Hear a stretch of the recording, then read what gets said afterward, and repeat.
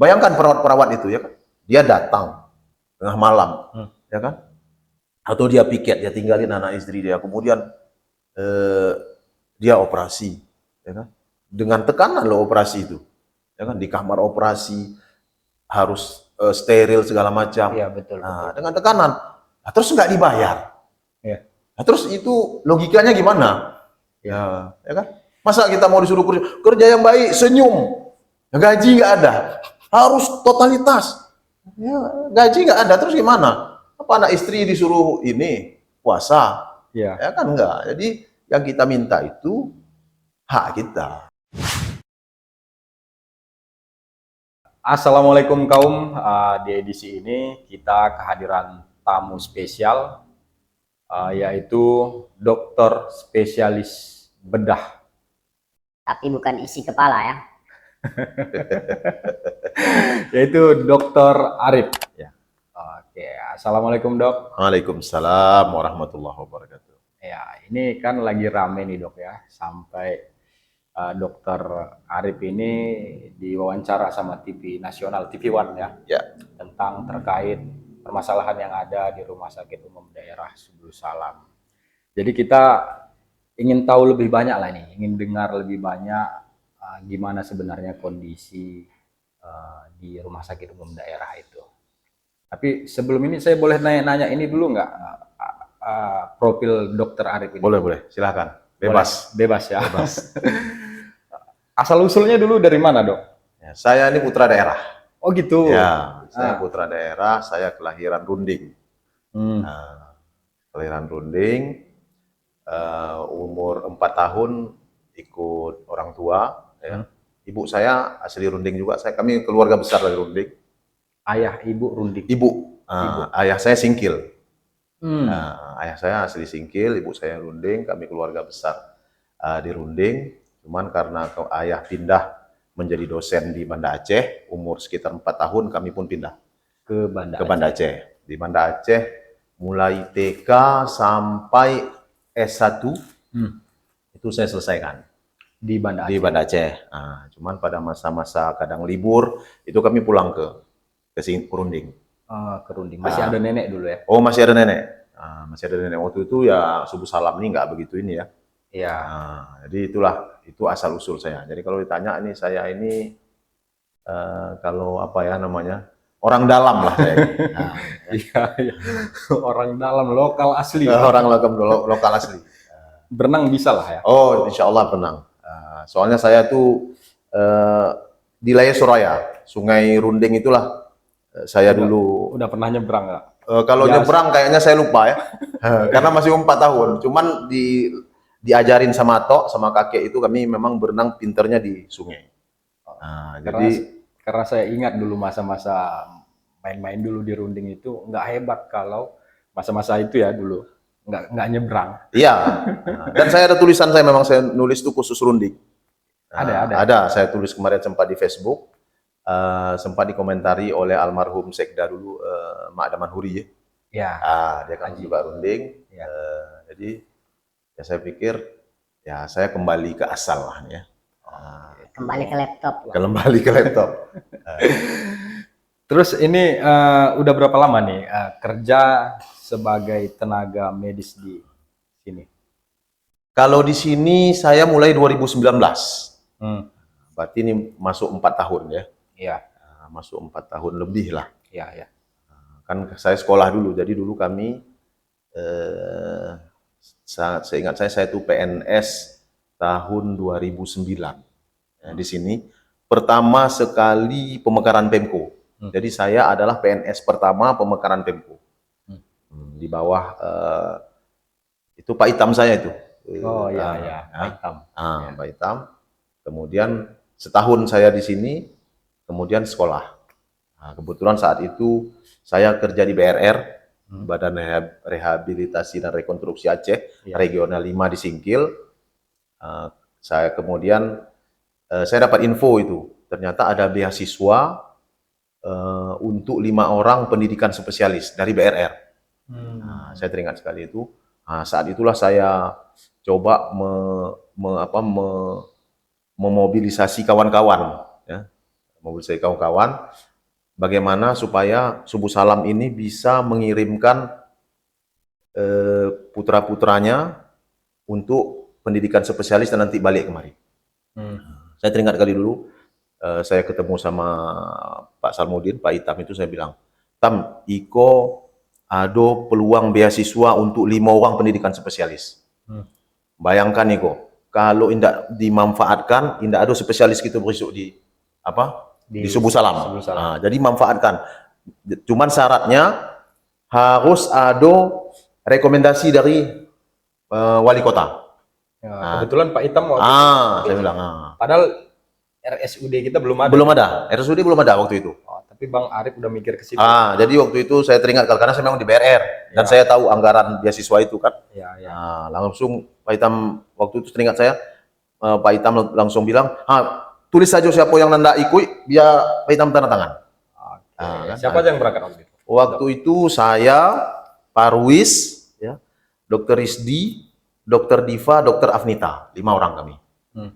Jadi 5 orang itu saya waktu itu ke Brawijaya, Universitas Brawijaya Malang, Dr. Rizdi ke Universitas Gajah Mada Yogyakarta, Dr. Diva ke Universitas Gajah Mada Yogyakarta, Dr. Parwis ke Universitas Pajajaran Bandung. Kemudian Dr. Afnita spesialis anak itu ke USU. Jadi kami tes dulu itu, alhamdulillah lulus tes. 5-5-nya lulus. 5-5-nya lulus tes. Dr. Diva yang tes pertama tidak lulus, tapi kemudian tes kedua lulus. Udah kami berangkat. Pendidikan sekitar 5 tahun. Ya. 5 tahun saya waktu itu 5 tahun. Yang duluan balik kemari yang cepat selesai karena memang masa pendidikannya itu agak cepat itu Dr. Parwis kalau nggak salah saya. Karena dia spesialis kebidanan. Spesialis kebidanan itu kan kalau nggak salah saya masa studinya antara 3 sampai 4 tahun. Kurikulumnya ya. Tapi kalau kami itu 5 tahun sama penjaga. Kemudian beliau duluan pulang kemari, disusul oleh Dr. Rizdi dan Dr. Diva dan Dr. Afnita. Saya sebenarnya sudah siap pulang, cuman saya calling-calling kemarin di sini sebelum pulang tuh saya calling-calling. Kayak mana alat-alat untuk operasi sudah siap belum? Belum, karena memang belum. Ada guru saya spesialis bedah juga di sana minta saya, Rip, kamu mau kerja di Bojonegoro, kata dia. Saya waktu itu di Bojonegoro ya, Jawa Timur. Kata saya, ya lumayan kan. Maksudnya, alah ngapain juga. Pulang dulu ke Subuh Salam, alat-alatnya nggak ada. Karena kalau bedah itu kan memang harus ada alat ya. Kan nggak mungkin kita membedah nggak ada pisau, nggak ada pinset, ya kan. Kemudian nggak ada ya macam-macam lah. Kayak saya lah Bang. Dok kayak saya. Spesialis bedah isi kepala. Kan kalau ini ya nggak perlu pakai pinset kan, cukup cuap-cuap. Jadi sesudah itu saya sempat jadi di Bojonegoro itu saya kerja sampai 3 tahun lebih. Jadi saya pernah memang kerja. Sesudah itu karena memang waktu itu Pak Kai ya, dulu kepala direktur rumah sakitnya Pak Kainuddin. Kainuddin. Ya. Nah, pada saat saya di sana, karena memang di sana iklim pendidikannya enak di Jawa itu, yang saya rasakan ya. Saya udah minta tuh sama Pak Kai, ini saya minta pendidikan lagi, karena kami sesudah bedah itu ada subspesialis lagi. Jadi saya minta, Pak Kai kalau bisa, saya pendidikan lagi lah ini, mumpung saya lagi di Jawa. Jadi saya minta waktu itu, saya pendidikan lagi spesialis digestif. Apa tuh? Spesialis bedah saluran pencernaan. Ya. Di sana itu udah istilahnya udah welcome lah. Ya. Cuman pada saat itu tidak diizinkan oleh Pak Kai waktu itu. Karena kayaknya rumah sakit juga butuh dokter bedah untuk meningkatkan akreditasi ini, untuk meningkatkan akreditasi rumah sakit. Daerah. Daerah. Akhirnya pulanglah saya sesudah 3 tahun. Pulang dengan sebenarnya disuruh pulang dengan sedikit ancaman itu. Akhirnya pulanglah kemari. Disinilah udah saya mulai 2019 sampai sekarang.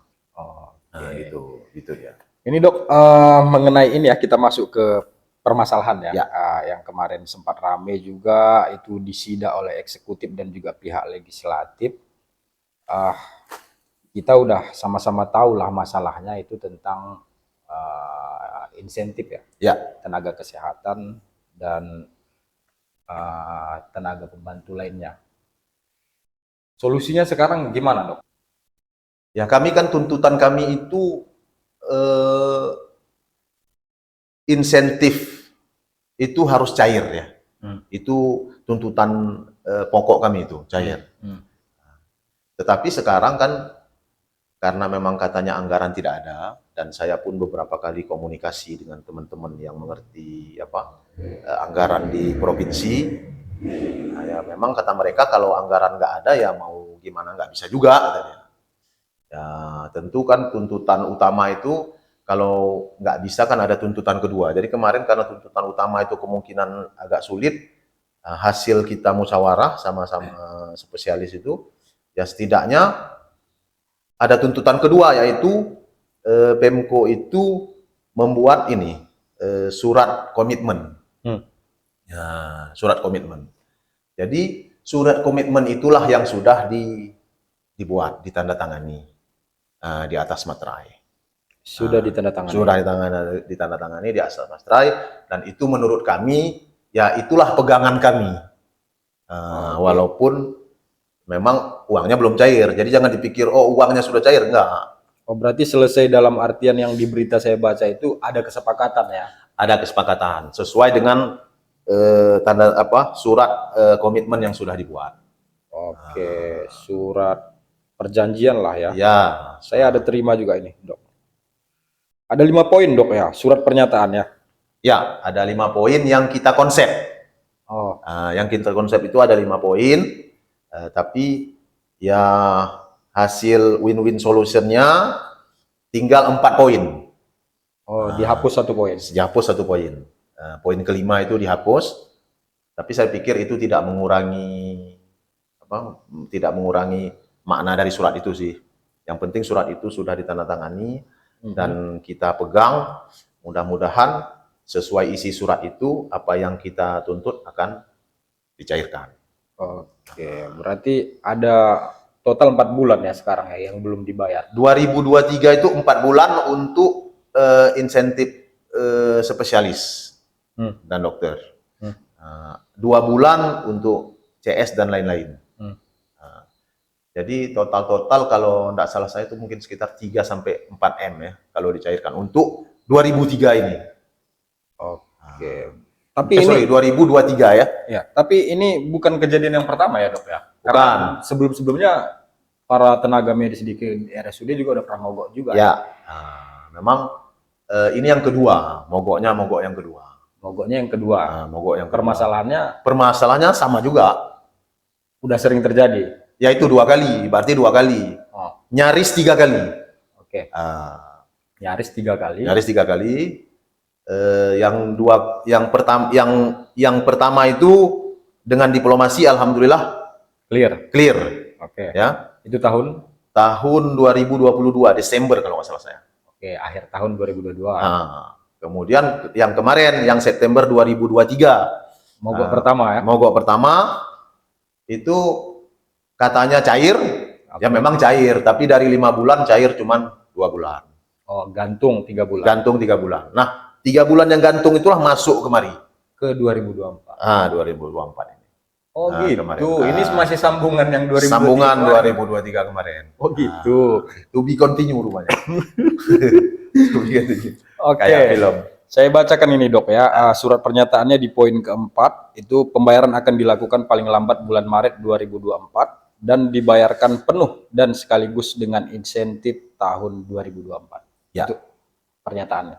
Tapi yang ditandatangani itu sampai April. Oh gitu, sampai April ya. Ya, sampai April. Di bulan 4 ya. Ya. Oke, ditandatangani mengetahui wali kota juga. Yang ditandatangani itu tidak masuk wali kota.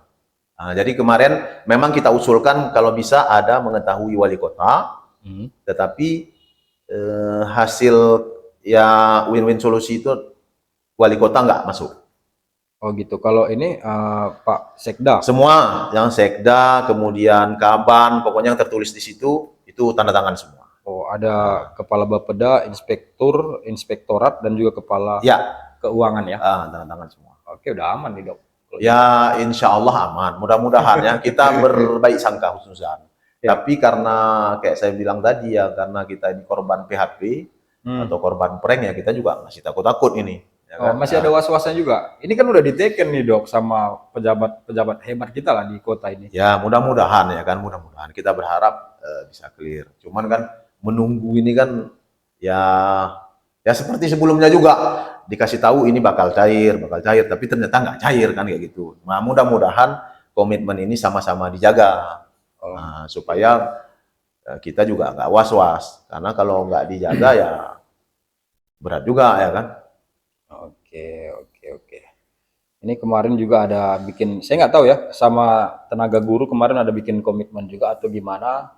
Apakah tertulis ya komitmennya? Itu dijanjikan bulan Februari juga. Oh, bulan Februari. Ya, untuk guru ya. Ya. Paling cepat ya, bahasanya paling ya itu cepat. memang enggak, kalau itu paling cepat. Kalau kami paling lama. Oh, paling lama April. Bulan 4. Jadi bisa Februari, Ya. bisa kalau paling cepat ya berarti bisa Desember. bisa Desember. Tapi ya itu terserah ya kan bagaimana ininya ya kan. Kaidah redaksi itu ya dipersilahkan, enggak ada masalah. Oh ya dok, lupa nanya tadi kan ada 5 nih yang dapat beasiswa. Ya. Itu 5-5-nya udah balik ke sini. Kemari, balik semua. Saya yang paling terakhir balik. Oh, 5-5-nya di RSUD ya? 5 RSUD. Saya kan 5 ya. Spesialis bedah saya, spesialis penyakit dalam Dr. Rizdi, spesialis anestesi Dr. Diva, spesialis anak Dr. Afnita, spesialis obgyn SPOG Dr. Parwis. Jadi 5-5-nya udah balik kemarin. Oke. Tambah saya satu ya. Spesialis bedah sisa kalau nanti kita apa? Kita coba tes nanti kan. Kalau bisa lulus kita terima gitu. Ini dok, saya ada pernah baca juga ini dok ya, tentang stok obat di RSUD Kota Sebul Salam itu ada pemberitaan di media yang stigmanya negatif lah kepada RSUD ini tentang stok obat. Masa pasien itu beli obat dari luar? Ya. Gimana penjelasannya dok tentang itu? Ya sebenarnya ini domainnya mengenai obat ya kan, mengenai barang habis pakai ya kan, segala ya secara umum pelayanan itu domainnya manajemen. Karena memang untuk membeli obat itu kan uangnya ada di manajemen. Nah, ya memang sebaiknya memang obat itu nggak boleh kosong. Karena kalau obat kosong ya tentu efeknya bagi yang sakit kan, bagi pasien. Nah, cuman tentu di lapangan tentu ada saja kendala. Ya kadang apa namanya yang jualan obat itu distributor obat itu kadang-kadang dia nggak mau harus bayar cash segala macem lah, itu kendala-kendala di lapangan. Nah jadi kalau menurut saya memang obat seharusnya tidak boleh kosong. Nah, tapi misalnya ini kosong harus beli, itu layaknya memang ditanyakan ke manajemen. Manajemen. Ditanyakan ke manajemen, nanti ya manajemen yang menjawab itu. Karena saya pun tidak tahu persis ini apa ceritanya kok misalnya obat bisa kosong. Tapi di lapangan memang 1-2 kali kadang-kadang ya kita temui itu obat kosong, dan mungkin masalah-masalah lapangan lah yang membuat itu kosong. Masalah-masalah lapangan. Ada kaitannya juga ya sama pemerintah itu tentang obat? Kalau menurut saya enggak ya. Enggak ada. Kalau secara langsung enggak ada, karena biasanya obat-obat itu kan anggarannya, uangnya diambil dari uang BPJS. Nah, uang BPJS itu kan begitu dicairkan dia langsung masuk ke rekening rumah sakit. Tidak sangkut, setahu saya nih ya. Setahu saya dia nggak sangkut lagi ke rekening lain, langsung rekening rumah sakit. Rekening rumah sakit itulah dikelola oleh manajemen. Gitu. Ini untuk pelayanan, ini untuk memperbaiki saluran air, untuk ya macam-macam, untuk membeli barang habis pakai, untuk membeli alat-alat, untuk perawatan. Nah, uang itulah yang dikelola oleh manajemen. Oke. Ini kan kembali ke komitmen ini tadi, surat pernyataan ini tadi, Dok. Setelah surat pernyataan ini dibuat dan ditandatangani, Berarti sudah ada komitmen, tapi gaji belum dibayar. Ya, Dijanjikan paling lambat itu April. April. Berarti artinya setelah ada komitmen ini, pelayanan di rumah sakit daerah sudah normal. Udah normal. Mulai Senin tadi, kemarin. Senin kemarin sudah normal lagi. Sudah normal. Sudah normal. Sudah kita melayani pasien. Dokter udah membedah. Sudah, sebenarnya pada saat mogok kemarin pun untuk pasien-pasien emergensi kita tetap jalan. Oh gitu. Nah, yang kita mogok kemarin itu hanya poliklinik dan pasien-pasien elektif. Nah, tapi kalau untuk emergensi ya kita tetap nggak. Emergensi itu kita nggak bisa hentikan karena itu memang pelayanan. Jadi nggak mungkin kan orang kepalanya pecah kita bilang mogok ya kan, nggak mungkin, ya kan? Nah, dia harus harus tetap kita layani. Ya, jangan mogok-mogok lagi lah, Dok ya. Ya sebenarnya bukan jangan mogok ya. Nah. Ya ini kan permintaan kita ini kan kita minta hak kita ya. Iya. Ya kan? Ada nggak tega nggak misalnya kita punya pembantu itu udah kerja 4 bulan, udah kerja 5 bulan, ya kan? Ya kita terus suruh kerja terus, ya kan? Ya rasanya ya nggak tega dong, ya kan? Nggak mungkin kan? Kita suruh kerja, tapi haknya nggak kita kasih. Nah, jadi ya cara satu-satunya mungkin salah satu opsi cara itu ya salah satunya mogok mungkin. Mogok soalnya yang lain kita udah tempuh kan, kita udah tempuh diplomasi kita, tapi ya nggak mempan. Jadi mungkin ya ini agak-agak mempan juga sedikit kan. Iya. Seperti itu. Jadi sebenarnya itu kan hak yang kita minta. Apalagi kerja di rumah sakit itu kan dengan tekanan ya. Tengah malam bangun kan. Kalau operasi itu, kalau emergensi itu kan 24 jam. Ya jam kerja kami itu 24 jam. Nggak pakai jam kerja kantor kita. 24 jam. Jadi 24 jam. Datang pasien jam 1 malam. Ini harus emergensi operasi jam 1 malam. Harus datang ya? Ya harus datang. Ada pasien SC mau melahirkan jam 3 pagi. Jam 3 pagi operasi. Bayangkan perawat-perawat itu ya kan. Dia datang tengah malam, ya kan? Atau dia piket, dia tinggalin anak istri dia, kemudian dia operasi, ya kan? Dengan tekanan loh operasi itu, ya kan? Di kamar operasi harus steril segala macam. Iya betul. Nah, dengan tekanan, nah, terus nggak dibayar. Ya. Nah, terus itu logikanya gimana? Ya kan? Masa kita mau disuruh kerja yang baik, senyum, gaji nggak ada, harus totalitas.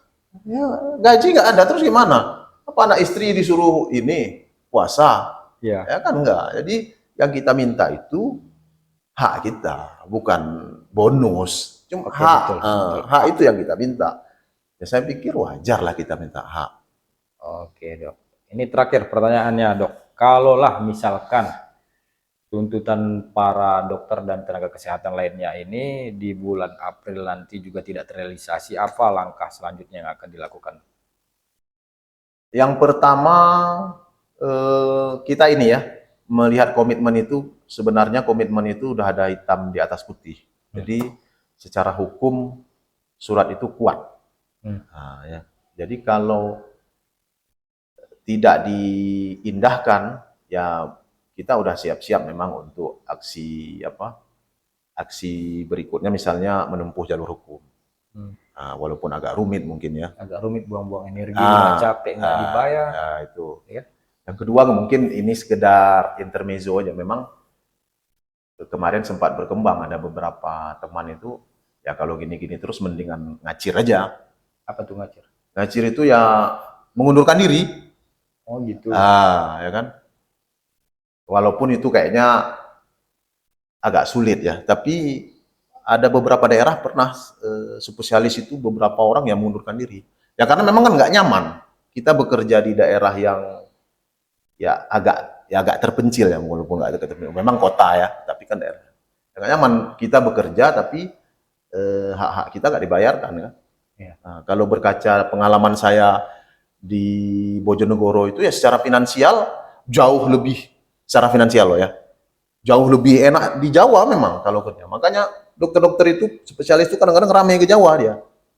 Nah, Dan teman-teman saya bahkan itu spesialis itu nggak mau dia PNS. Karena mah terlalu mengikat. Nah, jadi itu. Jadi menurut saya setidaknya kita pegang itu nanti surat komitmen. Mudah-mudahan, enggak lah, kita percaya kita husnuzan dengan komitmen dari Pemko bahwa ini memang betul-betul dengan ditandatangani. Tapi ya kalau memang besok tidak terrealisasi ya kemungkinan kita akan menempuh ya jalur ini, jalur hukum dan yang kayak saya bilang tadi kan. Nah, udah ada beberapa teman itu yang memang alah ngapain juga di sini nggak jelas ini, nah, mereka kan. Mereka yang ngacir ya. Kalau saya sendiri sebenarnya udah ditawarkan sama kawan-kawan di Jawa kemarin. Gimana Dokter Arif, mau tetap berjuang di sana atau pindah kemari? Ada tuh WA-nya masih. Jadi karena cinta daerah ya, salah memang, satunya ya. Memang gimana ya, kita punya kebahagiaan kalau bisa membantu kaum beat ya. Kan memang nikmat kita itu, ada saudara kita, kemudian kita operasi, kita obati, dia sembuh. Ada kebahagiaan kita. Nikmat. Tapi kalau di sana ya memang kita ngobati juga, tapi orang-orang ya memang sembuh juga ya kan. Cuman ya biasa aja gitu. Tapi kalau di sini rasanya ya walaupun secara finansial tidak terlalu ini ya, tapi ada kebahagiaan dan saya yakin teman-teman itu gitu juga. Ya mudah-mudahan ini jadi perhatian ya. Jadi perhatian dari pemerintah Kota Salam. Oke Dok, terima kasih ya udah meluangkan waktu di sama-sama Kanal Potak. Sama-sama. Spesialis bedah isi kepala. Bertemu dengan spesialis bedah yang sesungguhnya. Kalau Dokter Arif kan hardware-nya ya, kalau saya software. Assalamualaikum warahmatullahi wabarakatuh. Waalaikumsalam.